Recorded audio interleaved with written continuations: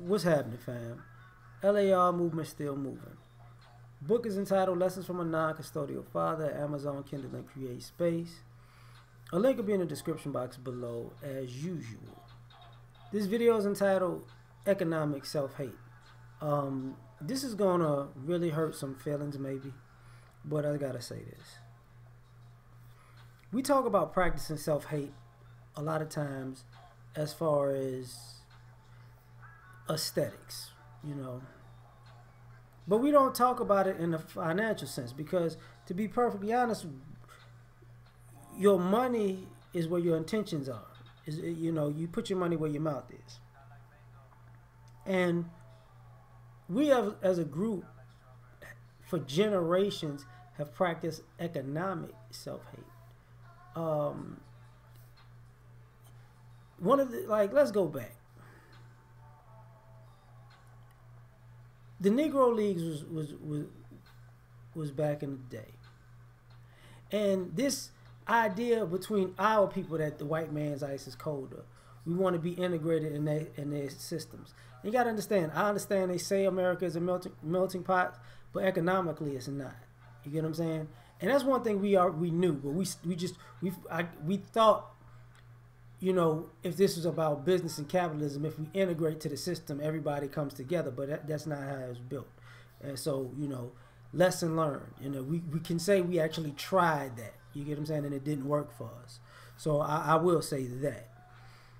But using the Negro Leagues, all of a sudden, you know, you get people in the majors, you slowly get people out of the league, right? And they want to go to the majors. So now you lose your whole league, basically, because everybody wants to be, you know, we want to see us playing against white folks. Now, the weird part about it was the Negro League beat the shit out of the major leagues all the time in their one-on-ones. So you already knew you was better, right? But we wanted to see ourselves in the white man's field is better. So what happens when everybody leaves?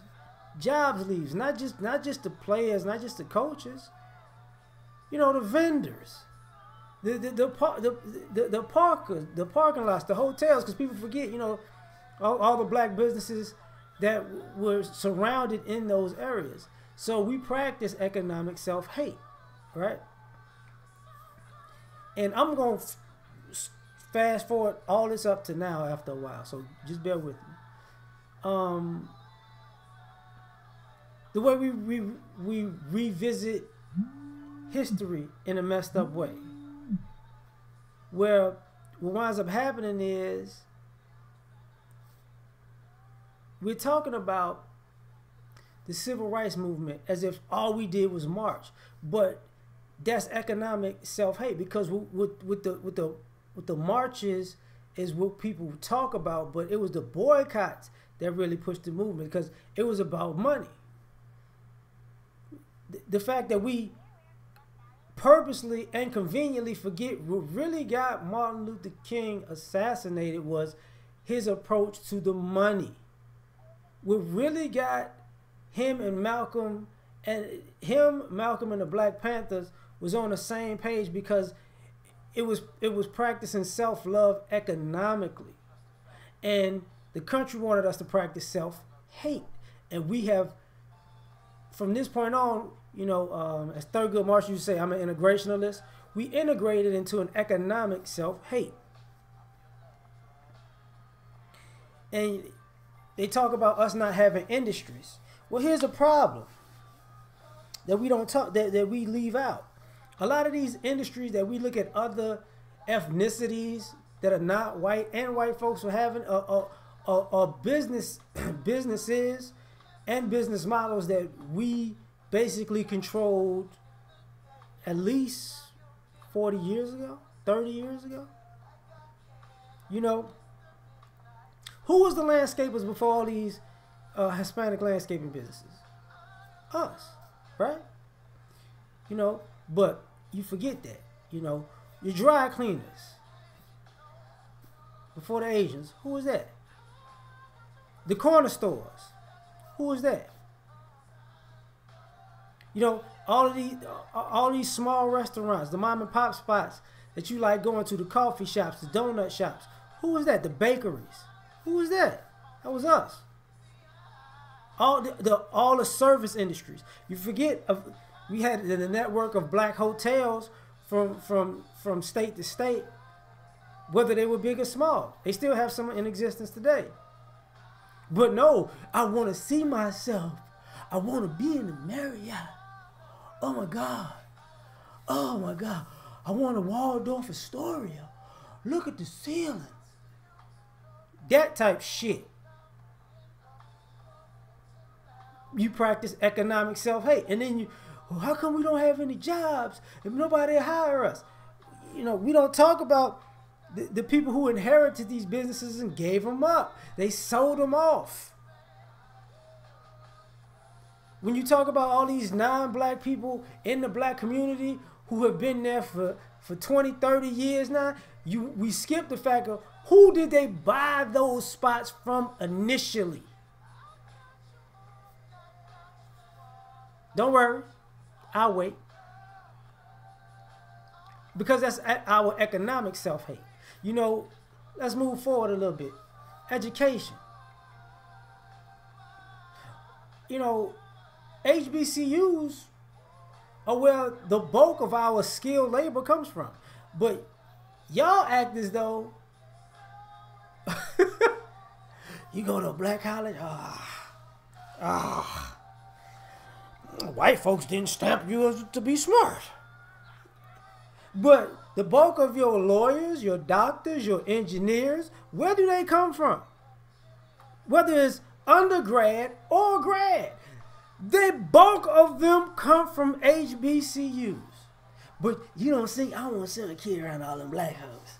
But then your kid go to these white schools and they call them nigga all day, and they had these, and they give them goddamn mental problems. And all they can get out is say, I graduated from a white school. Yes, I did. And then they charge these kids and y'all ass an arm and a leg. You know, when I was at HBCU, let me tell you how funny it was. White families, because this is what it's about, right? You gotta be like white folks. White folks was sending they kids to HBCUs because it was the same fucking education. Because the schools use the same books and they had the same programs and they transferable to each fucking college. You know, except for you transfer certain majors, you know, certain classes don't transfer, but for the most part, the majority of your credit's gonna go, pretty much. But they transfer these kids because there was the same education for a third of the cost. Why do you have these student loan debts? Because guess what? You practice economic self-hate. You don't want to pay $5,000 to $9,000 a year or semester for your kid to go to HBCU. You want to pay $25,000 a semester to send them to the nice white college, and now they're in debt for life. Stupid stuff. You know, just stupid. And I was thinking about this when I was videos about the sisters getting beat up in the nail salons. Like economic self-hate. Like, you can't tell me you are so far gone. And this is what I mean by frivolous spending. And we got a group of women who gotta outsource, who can't do their own hair, who can't do their own eyebrows, who can't do their own nails. Where did they get these businesses from? And these beauticians, even the black beauty salons specialize in doing white hair, because these black women's hair, they don't do black women's hair. They're starting this now, but you gotta pay somebody to do your nails, your feet, your eyebrows, your eyelashes. You giving all, and everybody of every other race got to be the person to do it. So you can't take care of your damn self for one. Like, look at if every black man, because this is how bad it is. Think about this. If every black man in America could only go to the barber shop after they got a Ted Koppel wig put on their head because they didn't know how to cut, brush, comb their own head, that shit would sound ridiculous, wouldn't it? And they gotta pay people to make their hair look like white people, and they gotta pay people to take care of it.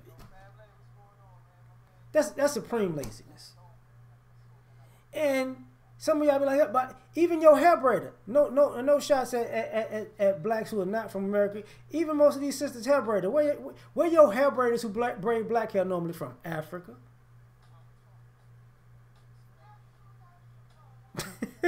Like, this is, come on, man. This is economic self-hate.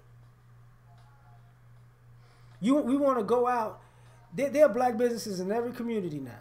Every city. Every major metropolitan city. But a lot of us don't want to freak with them because I just like the way white folks make food, black food. I want to pay some white folks to make some black food. Yeah. Why don't you just go to the black people that make it? Because they're not white. Yeah. That's I mean, I want to be maybe some Asians can make some fried fish. Yeah. Why you just can't go to the black people that make fried fish? Because they're not Asian. Okay. Right. And then you out here getting your kids dressed up to go to apply for jobs. You know why? Because you didn't support the black businesses that could hire your damn kids. Am I lying? No, I'm not.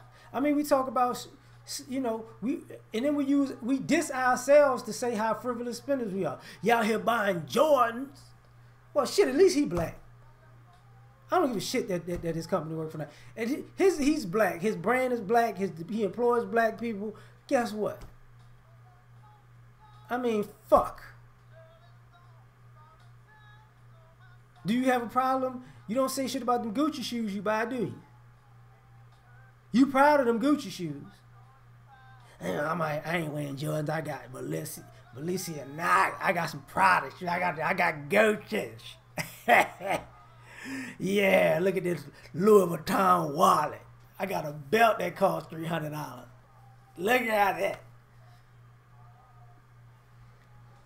Is black shit on? Like, can you buy some black gear from like a black HBCU or black clothing designer?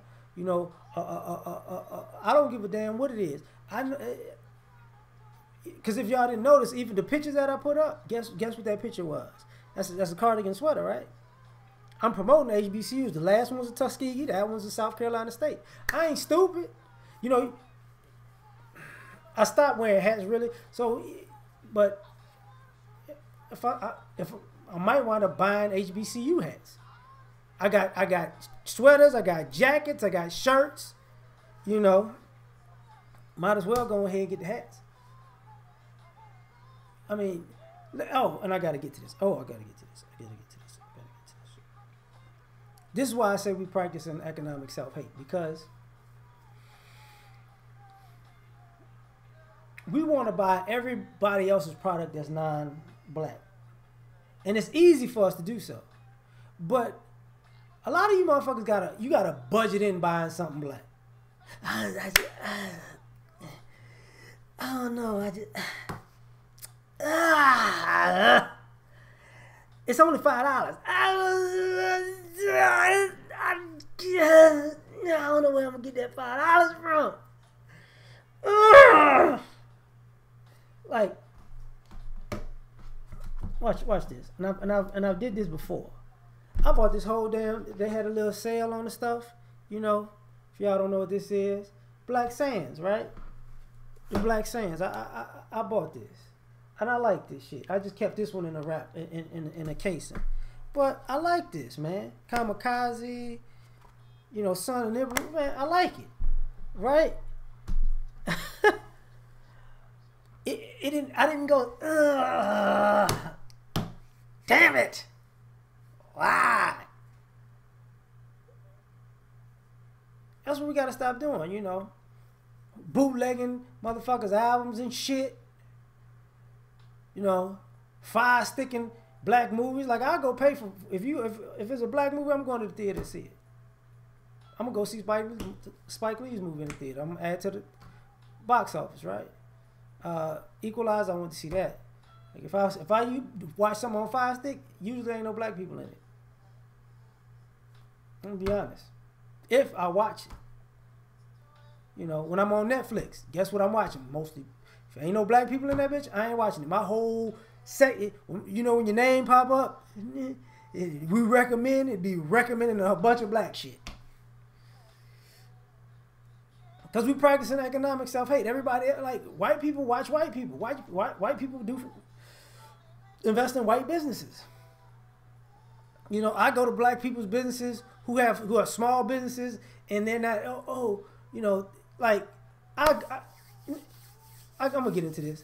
I'll take a chick out on a date, and I go to a black business.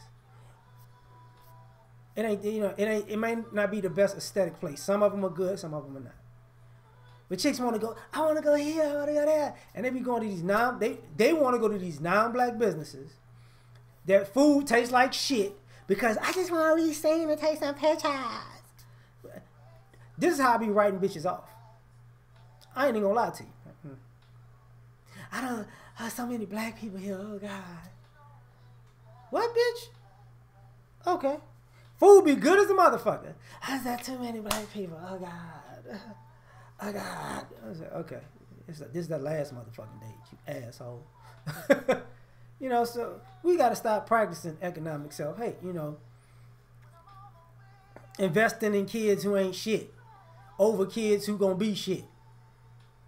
You know, so now what you basically doing is you investing in us not being shit in the future. Economic self-hate. You know what? This video is long enough. I'm going to get out of here. Y'all know what I'm talking about.